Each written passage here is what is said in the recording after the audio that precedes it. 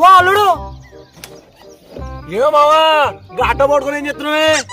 అవా అల్లుడు గట్లా అంటావు మర్చిపోయినావా? ఇవాళ హోలీ కదా, అట్ట నిండా కోడిగుడ్లు తీసుకొచ్చిన ఇరుగా మరుగా కొట్టుకున్నాడే. పోం పదా. ఏమో మావా తనగా ఇట్లా ఖరాబ్ అయిందా? నా కొడుకులు ఏం తెచ్చినావే? పోయి మావసి పో. అగో మా అల్లుడికి ఏమైంది ఇవాళ? పిసలేసిందా ఏంది? పోయిన సంవత్సరం ధూమ్ధాం కోడిగుడ్లతో ఆడుకున్నాం, ఇవాళ కోడిగుడ్లు పక్కకి ఇట్టమంటాడు. ఏంది గింత గరం మీద ఉన్నాడు? పోయి అడుగుతా.